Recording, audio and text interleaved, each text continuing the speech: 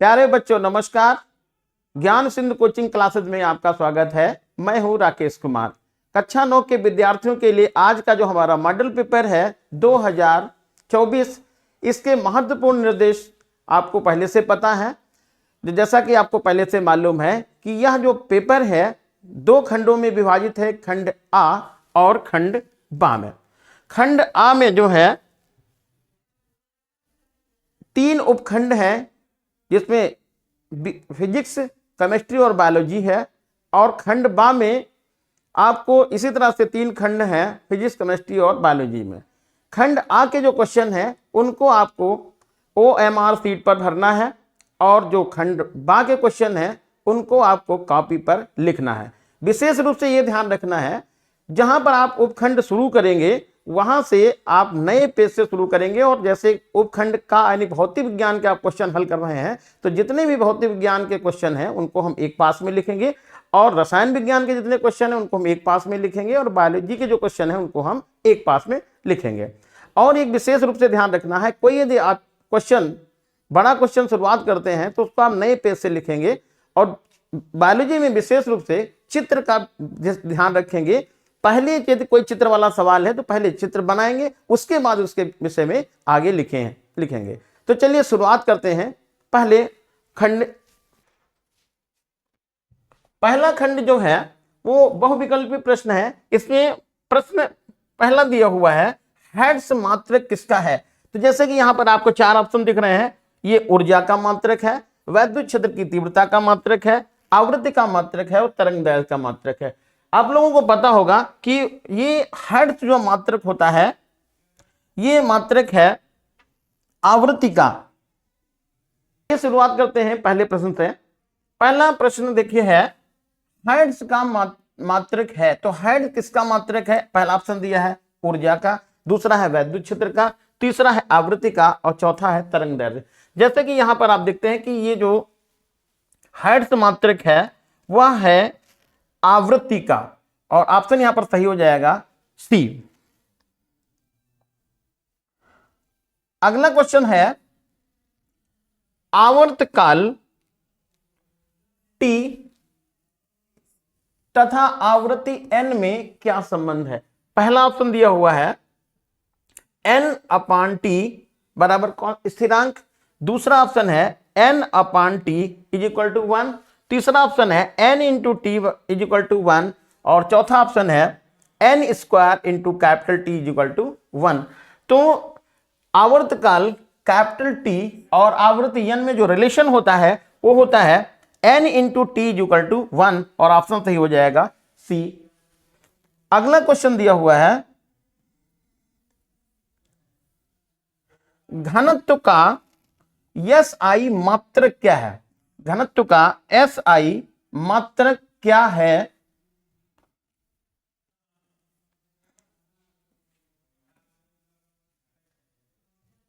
पहला ऑप्शन दिया हुआ है ग्राम प्रति मीटर क्यूब, दूसरा ऑप्शन है किलोग्राम प्रति मीटर क्यूब और तीसरा है ग्राम प्रति मीटर और चौथा ऑप्शन है इनमें से कोई नहीं। तो घनत्व का जो मात्रक है वो किलोग्राम प्रति मीटर क्यूब और ऑप्शन सही होगा यह बी। क्वेश्चन नंबर 4 है, गुरुत्वीय त्वरण g का मान होता है। पहला ऑप्शन दिया है ध्रुवों पर सबसे कम होता है, भूमध्य रेखा पर सबसे कम होता है और तीसरा जो ऑप्शन है भूमध्य रेखा था ध्रुवों पर बराबर होता है और लास्ट वाला जो ऑप्शन डी दिया हुआ है इनमें से कोई नहीं। तो ध्यान रखना है, गुरुत्वीय त्वरण g का मान भूमध्य रेखा पर सबसे कम होता है, तो ये ऑप्शन ये सही हो जाएगा बी। जैसा कि और आपको ध्यान रखना है ध्रुवों पर g का मान सबसे ज्यादा होता है, तो इसका ऑप्शन कौन सा सही होगा? बी, भूमध्य रेखा पर g का मान सबसे कम होता है। अगला क्वेश्चन देखिए, वस्तु को ऊपर की ओर उछालने पर गुरुत्वीय त्वरण कैसे कार्य करेगा? तो देखिए जैसे किसी वस्तु को ऊपर की तरफ फेंकते हैं तो ऑप्शन पहला दिया हुआ है गति की दिशा में कार्य करता है, गलत है क्योंकि गुरुत्वीय त्वरण सदैव गति की विपरीत दिशा में कार्य करता है, और यहां पर ऑप्शन सही हो जाएगा या बी नंबर। अगला जो क्वेश्चन दिया हुआ है, क्वेश्चन नंबर 6 है, एक वस्तु का द्रव्यमान पृथ्वी पर 30 किलोग्राम है, 30 किलोग्राम है, चंद्रमा पर द्रव्यमान कितना होगा? देखिए ये इंपॉर्टेंट क्वेश्चन है, थोड़ा ध्यान रखिएगा, कंफ्यूजन वाला क्वेश्चन है। किसी वस्तु का द्रव्यमान दिया है, न कि भार। पृथ्वी पर 30 किलोग्राम है, तो चंद्रमा पर द्रव्यमान कितना होगा? तो ध्यान रखना है कि चंद्रमा पर द्रव्यमान का पूछा जाए, कहीं और पूछा जाए, द्रव्यमान में कोई परिवर्तन नहीं होता है, यानी कि ये जो द्रव्यमान चंद्रमा पर होगा वह होगा 30 किलोग्राम, और ऑप्शन यहां पर जो सही होगा वो होगा बी। क्वेश्चन नंबर 7 है, एक वस्तु का द्रव्यमान 6 किलोग्राम है, उसका वेग 25 मीटर प्रति सेकंड है, तो उसका संवेग कितना होगा? तो द्रव्यमान m का मान दिया हुआ है 6 किलोग्राम, m बराबर है 6 किलोग्राम, और वेग दिया हुआ है 25 मीटर प्रति सेकंड। संवेग निकालना है, संवेग का फार्मूला होता है P = m × v। m means द्रव्यमान कितना है, यहां पर 6 है, और वेग कितना है 25 है, दोनों को आप मल्टीप्लाई करिएगा तो कितना आएगा 150। लेकिन देखिए 150 सब में लिख रखा, मात्रक लिखना है तो कौन सा, किलोग्राम मीटर प्रति सेकंड। तो ये ऑप्शन नंबर सी है, 150 किलोग्राम मीटर प्रति सेकंड, ऑप्शन ये सी सही है। क्वेश्चन नंबर 8 है, ये देखिए यहां से रसायन विज्ञान पार्ट शुरू होता है, उपखंड वो खा है।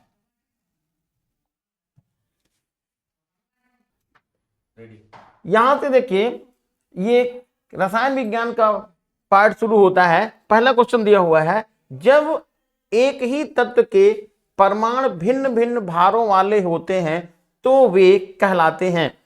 तो ऑप्शन देखकर दिया हुआ है, समस्थानिक, समभारी, ए और बी दोनों, इनमें से कोई नहीं।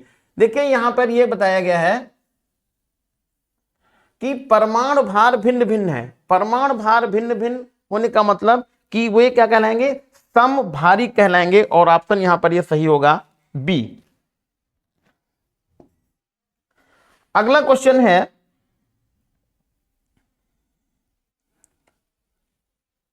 क्वेश्चन नंबर 9, कोबाल्ट 60 समस्थानिक का प्रयोग निम्नलिखित में किसके उपचार में होता है? तो पहला ऑप्शन दिया हुआ है हृदय रोग में, दूसरा है चर्म रोग में, तीसरा ऑप्शन है कैंसर में, और चौथा ऑप्शन है इनमें से कोई नहीं। तो कोबाल्ट 60 का जो उपयोग होता है वो कैंसर के उपचार में होता है, और ऑप्शन सही होगा सी। क्वेश्चन नंबर 10 है, जल का क्वथनांक कितना है? तो देखिए ध्यान रखना है, यहां पर पहला ऑप्शन दिया हुआ है 100 डिग्री सेंटीग्रेड, दूसरा है 100 फ़ारेनहाइट, और तीसरा ऑप्शन है 0 डिग्री सेंटीग्रेड, और चौथा ऑप्शन है -100 डिग्री सेंटीग्रेड। तो जल का क्वथनांक होता है 100 डिग्री सेंटीग्रेड, और ऑप्शन सही होगा ए। क्वेश्चन नंबर 11 है, कौन पदार्थ की कौन सी अवस्था विद्युत की सुचालक होती है, यानी कौन सी अवस्था विद्युत की सुचालक होती है? पहला ऑप्शन दिया हुआ ठोस, दूसरा है द्रव, तीसरा है गैस, और चौथा ऑप्शन है प्लाज्मा। तो ठोस अवस्था विद्युत की सुचालक होती है, और ऑप्शन सही होगा ए। क्वेश्चन नंबर 12 है,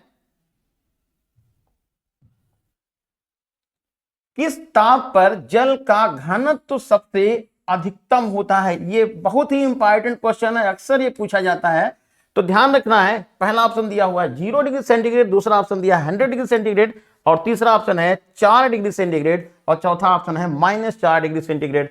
तो जल का घनत्व होता है 4 डिग्री सेंटीग्रेड पे सबसे ज्यादा, और ऑप्शन सही होगा सी। क्वेश्चन नंबर 13 है, सीसा का प्रतीक है, पहला ऑप्शन दिया है Ca, दूसरा ऑप्शन है Mg, तीसरा है Pb और चौथा ऑप्शन है Ag। जैसा कि आपको सबको पता हो गया होगा, इसमें कौन सा ऑप्शन सही होगा, तीसरा ऑप्शन सही होगा Pb, सीसा का प्रतीक होता है, लेड यानी सीसा का प्रतीक होता है Pb। अब यहां से उपखंड, जो ये देखिए क्या होगा, गाक उपखंड होगा, और इसमें लिखा है कोशिका का बिजली घर किसे कहते हैं। पहला ऑप्शन दिया गया है माइटोकॉन्ड्रिया, दूसरा है राइबोसोम और तीसरा है लाइसोसोम और चौथा है इनमें से कोई नहीं।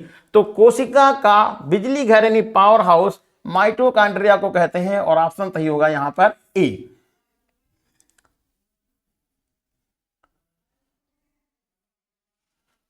क्वेश्चन अगला है, शरीर में तंत्रिकीय ऊतक का कार्य क्या है। तो पहला ऑप्शन दिया है प्रतिक्रिया, दूसरा है संकुचन, तीसरा है उत्तेजनशीलता और चौथा है इनमें से कोई नहीं। तो तंत्रिकीय ऊतक का कार्य होता है उत्तेजनशीलता, और ऑप्शन सही होगा सी। क्वेश्चन अगला है 16,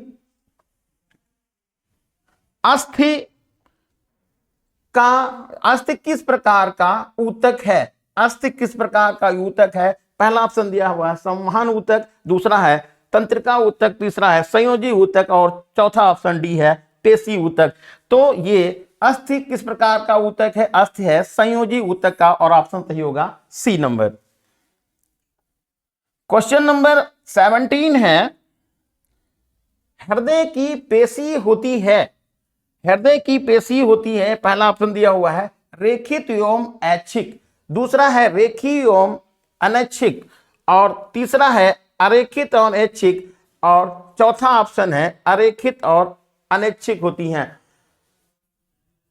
ऑप्शन है रेखित एवं ऐच्छिक, दूसरा ऑप्शन है रेखीय एवं अनैच्छिक और तीसरा ऑप्शन है अरेखित एवं ऐच्छिक और चौथा ऑप्शन है अरेखित एवं अनैच्छिक। तो इसमें ऑप्शन नंबर बी सही होगा, रेखीय एवं अनैच्छिक पेशी।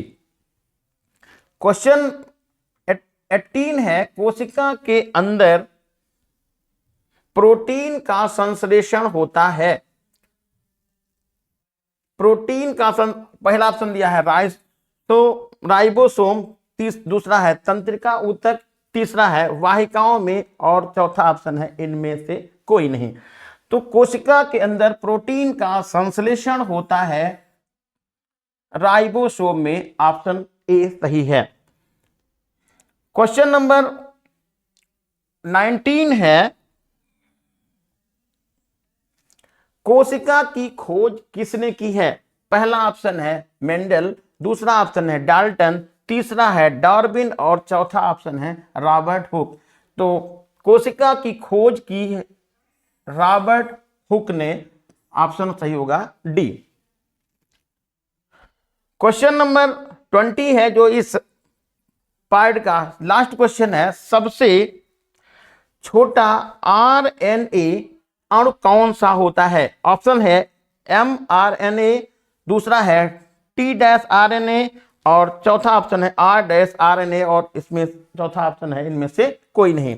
तो इसमें सबसे छोटा अणु होता है T-RNA।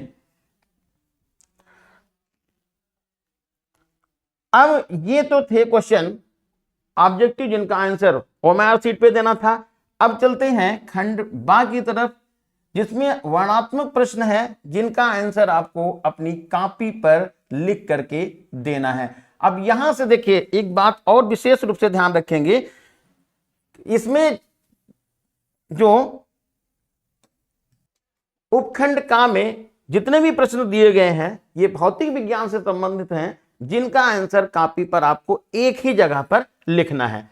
पहला प्रश्न दिया हुआ है, किसी ध्वनि की तरंग दैर्ध्य तथा आवृत्ति उसके वेग से किस प्रकार संबंधित है। तो तरंग दैर्ध्य को लैम्डा से लिखते हैं आवृत्ति को n या f से लिखते हैं, वेग को v से लिखते हैं। तो ये किस प्रकार संबंधित है, फार्मूला आपको पता होगा, v is equal to n into lambda.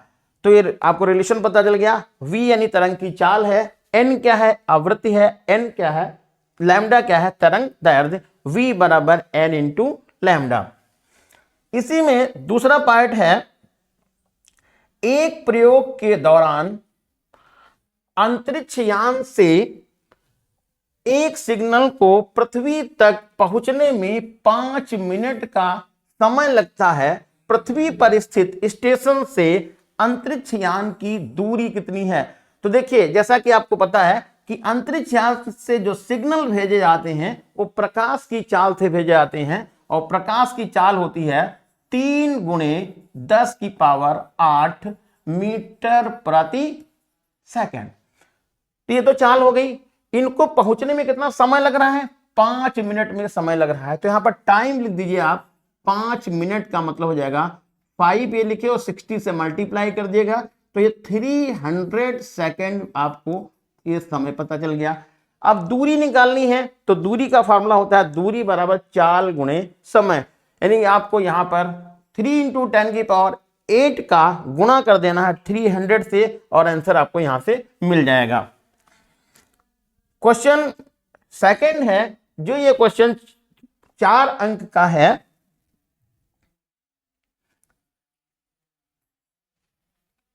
19.6 metre ऊंची मीनार की चोटी से एक पत्थर को छोड़ा जाता है, यानी कि गिराया जाता है। पृथ्वी पर पहुंचने से पहले इसका अंतिम वेग क्या होगा।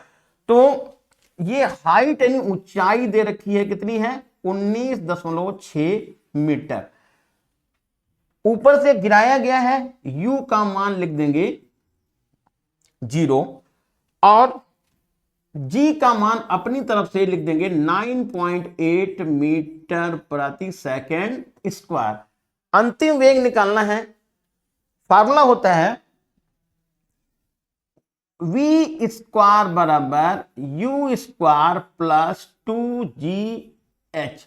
इसमें आप v की जगह पर आपको v का मान पता करना है, u का मान है 0 लिख देंगे, ये 2 तो कांस्टेंट है 2 तो लिखेंगे ही, g का मान कितना लिखेंगे 9.8 लिखेंगे, और h का मान 19.6 लिखेंगे, और इसको कैलकुलेशन कर लेंगे और आपको यहां से आंसर मालूम हो जाएगा। क्वेश्चन नंबर 3 है, कोई रेलगाड़ी 90 किलोमीटर प्रति घंटे की चाल से चल रही है। ब्रेक लगाए जाने पर तो वह पहले कितनी दूरी पर रुकेगी, ये निकालना है। तो स्पीड देखो दिखी है यहां पर, u का मान है 90 किलोमीटर प्रति घंटा। 90 किलोमीटर प्रति घंटे को आप मीटर पर सेकंड में बदल लीजिएगा, तो u का मान निकल जाएगा 90 × 5/18। जैसा कि आपको पता है कि ये चाल किलोमीटर प्रति घंटे में है, उसको आपको मीटर पर सेकंड में बदलना है, तो 5/18 से मल्टीप्लाई करना होगा। तो ये 5 इधर डिवाइड हो जाएगा, तो u का मान आ जाएगा 25 मीटर प्रति सेकंड। ये हो गई इसकी शुरू की चाल। इसमें जो मंदन लग रहा है वो देखिए थोड़ा यहां पर लिखने में स्प्रिंट है, तो a का मान हैगा 0.5 मीटर प्रति सेकंड स्क्वायर। कितनी दूरी s निकालना है, s बराबर क्वेश्चन मार्क। फॉर्मूला होता है v स्क्वायर बराबर u स्क्वायर प्लस 2as। अब यहां पर देखिए a का मान ये मंदन है, इसलिए यहां पर माइनस लगा देंगे, और इसको आप इस फार्मूले में मान डाल करके हल कर लेंगे, और s का मान आपको पता चल जाएगा। अब देखिए इसमें अब चौथा जो क्वेश्चन है ये दीर्घ उत्तरी क्वेश्चन है, जो 6 अंक का है। आर्किमिडीज का सिद्धांत क्या है, इसका प्रायोगिक सत्यापन किस आधार पर किया जा सकता है। तो आर्किमिडीज का सिद्धांत यह है कि जब किसी वस्तु को किसी द्रव में पूरी या आंशिक रूप से डुबाई जाती है, तो उस वस्तु के भार में कमी हो जाती है। यह कमी वस्तु द्वारा हटाए गए द्रव के भार के बराबर होती है। इसके बाद इसको आप यहां से लिख लेंगे। फिर इसी में अथवा क्वेश्चन दिया हुआ है। अथवा में ग्राफी विधि से गति के समीकरणों का निगमन करना है, जो आपको यहां से हल करना है। अब इसी में सेकंड पार्ट की तरफ चलते हैं। उपखंड खा में जो रसायन विज्ञान से संबंधित है, इसको हल करना है। पहला प्रश्न दिया है, रासायनिक संयोग के नियम क्या है, इनके नाम लिखे। तो रासायनिक संयोग यानी रासायनिक क्रियाएं किस नियमों पर आधारित होंगी, किस नियम पर, कौन कौन से नियम है, उनको आपको लिखना है, उनके नाम लिखना है। तो स्थिर द्रव्यमान का नियम यानी कि, और इस जो है गेलुसे का आयतन संबंधी नियम और द्रव्य अविनाशिता का नियम, ये नियम है। अगला जो क्वेश्चन दिया हुआ है, क्वेश्चन नंबर 6, ये है किसी तत्व का परमाणु भार 23 है। इसमें इसके नाभिक में न्यूट्रॉनों की संख्या 12 है। परमाणु क्रमांक, प्रोटॉनों की संख्या और इलेक्ट्रॉनों की संख्या निकालनी है। जैसा कि यहां पर आप देख रहे हैं, परमाणु क्रमांक, प्रोटॉनों की संख्या और इलेक्ट्रॉनों की संख्या, ये तीनों आपस में बराबर होती हैं। परमाणु क्रमांक के बराबर प्रोटॉन होते हैं, प्रोटॉन के बराबर इलेक्ट्रॉन होते हैं। परमाणु भार क्या होता है, प्रोटॉन और न्यूट्रॉन के योग को परमाणु भार कहते हैं। तो परमाणु भार कितनी है, 23 है। इसमें से यदि न्यूट्रॉनों को आप घटा देते हैं तो 23 में से आप घटाएंगे 12, तो बचेगा ये 11 जो आएगा, ये निकलेगा परमाणु क्रमांक, यही होगा प्रोटॉन, यही हो जाएगा इलेक्ट्रॉनों की संख्या। तो क्या आंसर मिलेगा, परमाणु क्रमांक होगा 11, प्रोटॉनों की संख्या भी 11 होगी, इलेक्ट्रॉनों की संख्या भी 11 होगी। अगला क्वेश्चन है, अब देखिए इसमें अगला जो क्वेश्चन दिया हुआ है, विलेन क्या है, इसके उदाहरण दीजिए और गुणधर्म को लिखना है। तो आपको ये क्वेश्चन जो है दीर्घ उत्तरी क्वेश्चन है, जिसको आपको अपने आप लिखना है। अगला जो क्वेश्चन दिया हुआ है, रदरफोर्ड का परमाणु मॉडल, इसके अथवा में दिया क्वेश्चन गया है, रदरफोर्ड का परमाणु मॉडल के विषय में लिखना है। तो आपको यहां से इसको लिखना है। अगला जो इसका उपखंड गा है, जो जीव विज्ञान से संबंधित है, इसके लघुत्तरी क्वेश्चन में पहला प्रश्न है, पौधों में वाष्पोत्सर्जन के कार्यों का उल्लेख कीजिए। देखिए वाष्पोत्सर्जन ये क्रिया होती है जिसमें जो पौधे हैं वो अपने से जल की मात्रा को बाहर निकालते हैं, उसे वाष्पोत्सर्जन कहते हैं। और ये भी आपको ध्यान रखना है, जितना पौधे जल एकत्र करते हैं उसका केवल 1% बहुत कम भाग ही होता है जो वो अपनी अंदर रासायनिक क्रियाओं में लगाते हैं, और शेष 99% ये वायु में छोड़ देते हैं। तो ये वाष्पोत्सर्जन आपको मालूम हो गया है। क्वेश्चन अगला है 9th का फर्स्ट नंबर, मनुष्य के पैरों में कौन सी पेशी पाई जाती है। तो मनुष्य में जो होती है वो ऐच्छिक पेशी पाई जाती है। और सेकंड इसका पार्ट है, मूत्राशय में कौन सी पेशी का होती है। तो इसमें जो होती है अनैच्छिक पेशी पाई जाती है।